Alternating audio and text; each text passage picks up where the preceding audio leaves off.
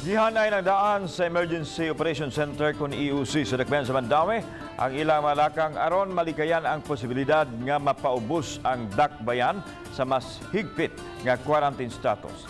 Si Chelo Valiana sa report.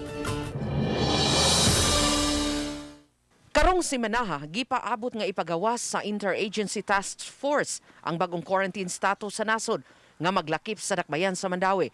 Kaganihang buntag, nakigtigom ang hepe sa Emergency Operations Center sa nagkalain-laing cluster sama sa kapulisan aron makaabag sa dakbayan nga mapugngan ang pagkatap sa mga kaso sa COVID-19. Gahapong adlaw lang, nakatala ang Department of Health og 757 ka-active cases human sa dugang 45 ka bagong kaso.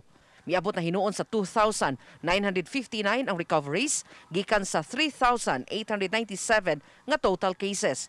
181 na usab ang nakalas. Apan gitataw ni Attorney August Lizer Malate, pangu sa Emergency Operations Center, nga ang pagsaka sa gidaganon sa mga kaso sa COVID-19 dili lang mao'y basihan sa pagpatuman sa mas higpit nga quarantine protocol sa dakbayan.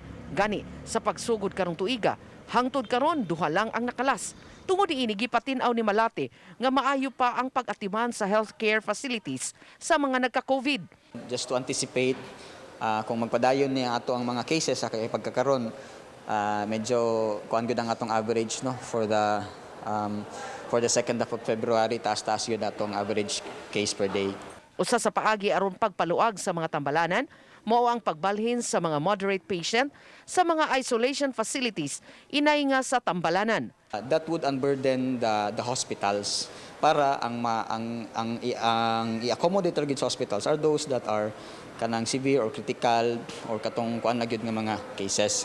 Samtang gipahibaw ni Police Major Sosimo Habas Jr., hepe sa City Operations Management Unit sa Mandawi City Police Office, nga mupahigayon sila sa mas subsub nga monitoring aron mapatuman ang health protocols.